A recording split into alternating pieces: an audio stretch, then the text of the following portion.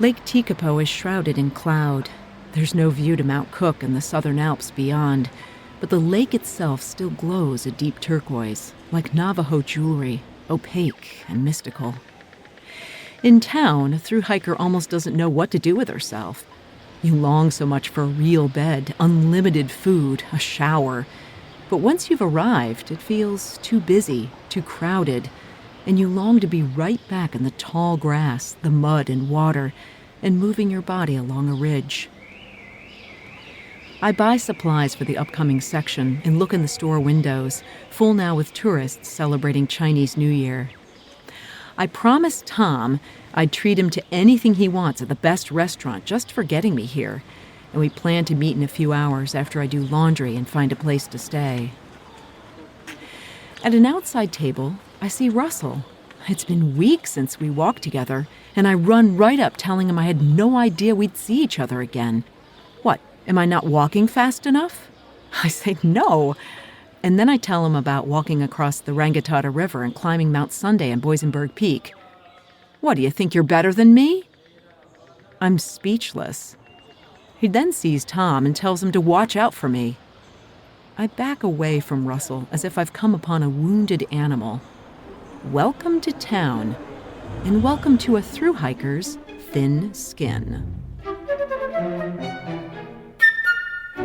You're listening to The P-Rag, Unfiltered Adventures of the Blissful Hiker. I'm Allison Young, blissful hiker, sometime professional flutist, sometime voice artist, and full-time pedestrian. Like the small backpacking essential of the same name, the P-Rag shares the unglamorous but vital truth about empowerment as badass people who really don't need permission to blaze our own trails in this journey we call life. Thanks so much to Lecky Trekking Poles for supporting the P-Rag podcast. If you want to be a blissful hiker, Lecky should be in your hands. And Belega, makers of the best blister-resist, non-slouching, foot-massaging socks for the long haul. It's day 100 on the Te Araroa, New Zealand's long pathway, and I'm just about to come to the highest point of the TA, Stag Saddle. Contrary to Alan from Dunedin's prediction, the day opens crystal clear, ready for our eyes to take in some of the Te Araroa's best views. There are 2 late arrivals at Royal Hut, one claiming a top bunk, thankfully quiet, and the other setting a tent, pounding in what seems to be 10 or 15 stakes. Things do settle down soon enough as we all hope to get an early start. It's such a gift of a beautiful day, but the gods are keeping it real, with Ms. Top Bunk switching on an operating theater light she seems to need to fix her porridge. When I ask for a dimmer setting, just basic hut manners, she gets all huffy and snatches her food away. Oh dear, I hadn't realized she only had one setting herself. Me. Well, I'm out the door quickly then, and into the chill. I need to purify water before heading up, and I practically freeze my fingers in the rushing stream. When Tom catches me, he hurtles past, saying speed is his only way to stay warm. The trail meanders up the same stream, making many crossings still in shade for a long time. The climb is gradual at first as the saddle comes into view 600 meters above. Soon I split off from the stream and crack straight up. The sun is on me now, and I really love that Sobos, or southbounders, get sun mainly at our backs. As I crest the saddle and walk on a flat, squishy meadow, I realize I'm likely going to hit many false saddles. And I do. Steep up through tussock onto a flat bit with water running beneath, then back up again. But soon I see clouds moving fast above me, and I know I'm on the last pull before I reach Stag Saddle, 1,925 meters, the highest point on the Te Araroa. Tom and I take a few pictures and marvel at the extraordinary color of Lake Tekapo, a kind of glacial silt blue, before we decide to go ahead and climb the peak above the saddle. Everyone recommends it, climbing then walking down the ridge, even though it's not the official route. This is because the views towards Mount Cook and that entire range are spectacular. It's called Boysenberg Peak at 2,070 meters, and it adds one more dimension to the view we're seeing now, 360 degrees. To get there, we have to climb up a scree slope of slate that makes a pingy, almost high-pitched metallic sound when I step on it. The slope is steep, but the rocks bunch around my feet when I kick in, and for the most part, hold me steady. I punch kick up to firmer towers, then climb them more confidently until I reach a small ridge where I can walk upright towards the summit for my reward. The clouds pass by, hanging low enough almost as though you can touch them and making eerie shadows on the land around me. Thunder rumbles menacingly over the distant mountains on the other side of the divide as clouds build and a rainbow, more a rain bar, appears in the cleft between Cook and a lesser peak.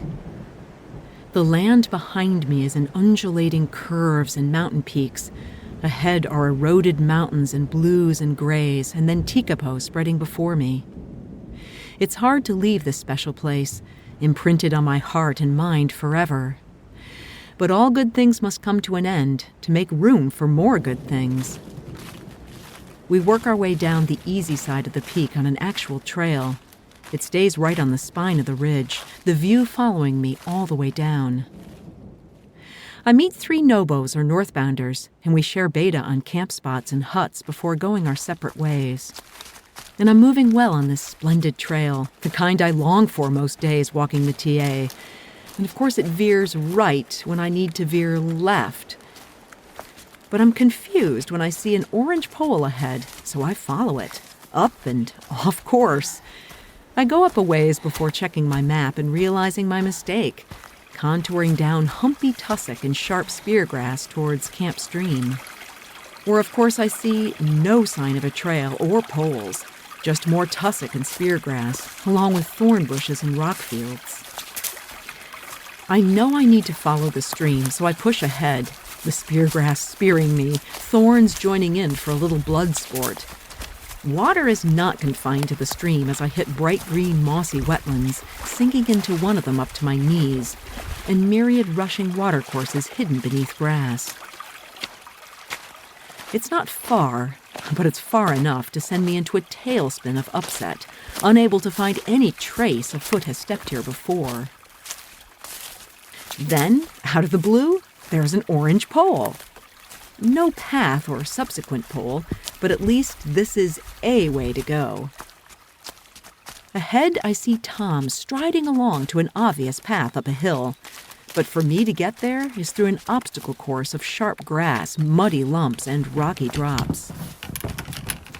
When I find him at last, he's making noodles at a hut from the 1800s, with mattresses black from mold looking like they might need an update.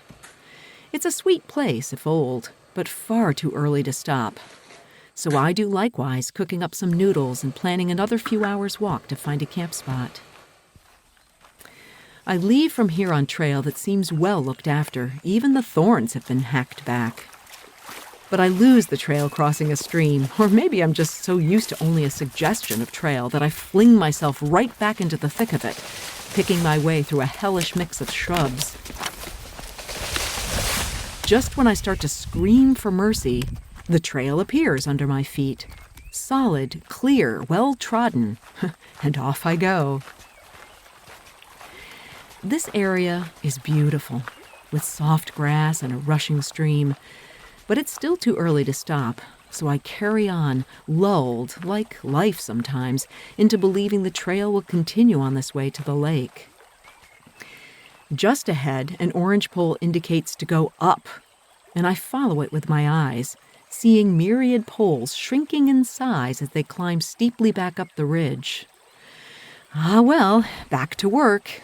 And besides, down here by the stream I lost all my views. Surely they'll return after a good sweat. And indeed they do, Mount Cook's huge glacier gleaming in the sunlight. The trail is wonderful, like an American trail, and I glide along every so often, stopping to admire the mountains above the lake, fed by snaky streams of snowmelt. The wind is high, and I fear finding a calm place for the alley coop, my tent. But I stumble right into the ideal location, tucked away from sight in the heaving wind, and also right next to a tiny brook, the meadowgrass a glorious mattress. Again, at only 8 o'clock, I'm tucked in, absolutely exhausted, but so pleased to have had this spectacular day. I feel especially satisfied I climbed the peak above the saddle for the physical, mental, and spiritual exhilaration it gave me. The small, frustrating pieces balanced the day and made the glorious pieces even more so. I've enjoyed hut life, but when there are no bugs, nothing beats the snugness of the alley coop, where at the moment, it's absolutely quiet and peaceful. Topping it off, the sky glows a yellowy orange-pink at sunset, and the peaks are out of the clouds. I come out and walk back up the ridge, and the goddess with her watercolor brush creates magic, with the lake turning violet. The final mauve fades to blue-gray against pale yellow, and I look up for this night's first star.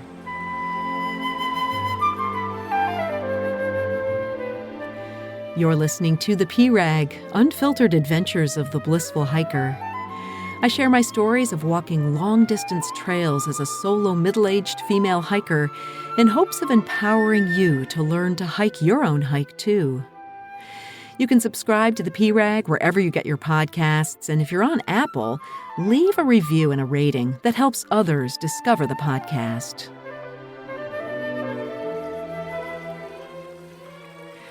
Ah, the stars last night, twinkling diamonds on black velvet, the Milky Way a gentle twist. But the morning opens with low mist in my hollow and a few chirping birds. I eat the last of my noodles for breakfast. I had this strange dream that I was making a kind of greeting card booklet that tells my story and tells my truth. Who would receive something like this is shrouded in mystery, but my work was judged wanting, lacking sparkle and pizzazz. It makes me sad and I feel low energy this morning. Tom and I sit outside our single tents, and the single little dry, matted-down rectangle of grass that is the only evidence we slept here.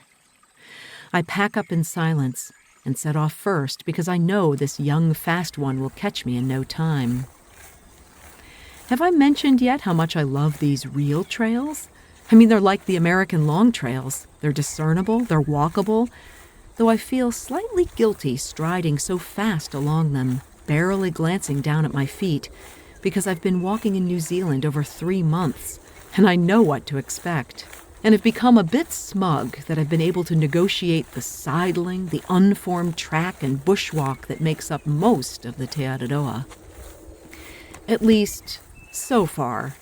And of course, not without tears.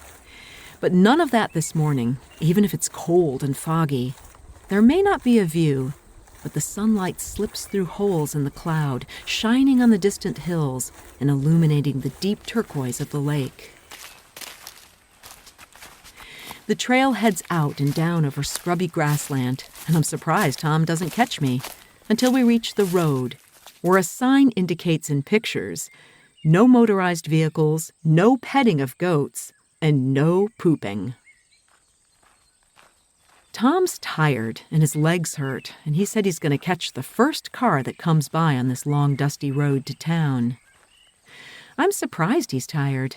Not like we didn't go hard, especially the day we went to Mount Sunday and crossed the Rangitata after walking about 20 miles the day before.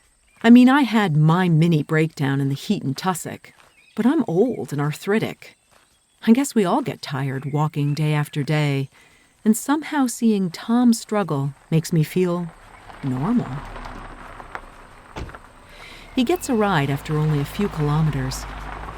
It's about as far to Tekapo as it is on my regular walks up Summit Avenue where I live, and I look out on the dry, humpy landscape, waves crashing on the shore from a stiff breeze. Will I remember this moment when I'm home, striding on my own sidewalk? The road turns as it follows the lake, and I come upon 2 merino sheep farmers with about 12 working dogs, little heading dogs and the large huntaways. Some are on the vehicle and must have been commanded to stay as they look longingly on the others running over to this obvious dog lover. I get some fur therapy and chat a few moments with these lovely men who know all about us hikers in the trail and show pride in sharing their backyard with us foreign visitors. I feel warm walking away as a truck with a license plate reading "Sculpt" comes past, and the driver waves, leaving me wondering if he's a bodybuilder or an artist, or maybe both. Several nobos pass me and ask for bait on camping spots, and I'm happy to send them to my hollow, showing them last night's sunset on my phone. I call a backpackers or hostel to see if I might reserve a bed, and I'm told it's Chinese New Year and the place is packed, except for one bed left for me, which I take. It's still a long walk to Tekapo, and ahead is a large camper van stopped on the road. I ask the man at the wheel if he might have something to drink. "No English," he says. He's Chinese. So I make a drinking gesture, and his wife disappears in back, only to reappear with a quart of milk. When I look surprised, she disappears again and returns with a glass. He fills it up and I guzzle it down, to which he fills it again and again. Hello. And I hear hello from the back seat. It's a little girl who speaks to me in English. Phyllis, age 7, she tells me. The parents just beam. I thank them so much for the milk and wave goodbye, Phyllis telling me, "Happy hiking." Before town is a regional park with disc golf and unusual tee pads. I walk along the shore past a statue of a dog dedicated to those who appreciate the collie dog, and then the little stone church of the Shepherd, currently closed for renovation. The Backpackers is a delightful spot with animals and hammocks, but I have to head right back to town to get online and take Tom out to dinner as promised after he helped me get through the last hard part. But first I have to meet with Annie. The Araroa is a very strange trail in that sections are paddled and cycled. I mean, it's not required, but for 83 kilometers, the trail is on a long, flat canal with no shade, and it just makes sense to ride it. Annie meets me with a rental bicycle, and it's a Trek, made in Wisconsin. She's very efficient, asking me to be honest if I can change a flat. No, not really, and ensuring that I take plenty of water, snacks, and a jacket for rain. My plan is to ride to Twizel, then see about hitching to Mount Cook National Park, though things feel a bit vague at the moment with all these clouds. But for some reason, I'm not anxious. Maybe a bit of the unknown is becoming less worrisome because everything has worked out just fine thus far. At least I have a plan with Tom, and we head to the Tin Plate and get local brew and lamb for him and a monster burger for me. Na zdraví. We talk about Dvorak and the Czech education system, his plans to walk the North Island next week, and how good real food tastes. I'm so lucky to have had such a companion. I don't think I would have crossed the Rangitata on my own, or climbed Boisenberg Peak, or visited that Lord of the Rings site without Tom. We made some very long days, and some easier, though still relatively tough, and his easygoing nature kept me grounded and strong. And how do you say badass? Drsňák. Before we sat down, I saw Tina at the store, and she tells me that Tom told her to watch out for me because I get lost easily. I laugh because that's mostly true. How do you say she's a badass? Ona je drsňák. Would you say that's true? Yeah, I would say that. Nice. I give him a big hug before he goes, and maybe he'll be in Prague at his sister's when I go in June. Who knows? I do know the trail was better with that tall kid lurking nearby, and I'm going to miss him as I keep heading south. It's funny how lovely so much of this has been. Catching extraordinary views before the clouds moved in. Having reasonably decent trail. Having Tom along for the hard parts. And getting the last bed at the last hostel before it was sold out. I mean, there were a few cranky people, but who isn't a little cranky after so many miles on such hard trail? I buy all sorts of fresh food at the Foursquare for tomorrow's bike ride, along with a 6-pack of local beer to share with Tina, who's walking this part of the trail. Next, it's laundry, then sleep, in a room full of Chinese tourists. Thanks so much to Lucky Trekking Poles and Belega Socks for supporting the PRAG podcast. You can support the podcast yourself at Patreon. In mid-June, I'll begin the Continental Divide Trail walking through Montana, Wyoming, Colorado, and New Mexico. And you can help me collect sound and interview people along the way to include in the next PRAG episodes. Find a link to Patreon at theprag.com or just look up the PRAG on Patreon's website, and thanks so much for your support. Next week, I do ride that rented bike to Twizel and stay in a real hobbit house, and then finally on to Lake Ohau and an enchanted camp spot among the beech trees. Until then, my friends, kia kaha and happy trails.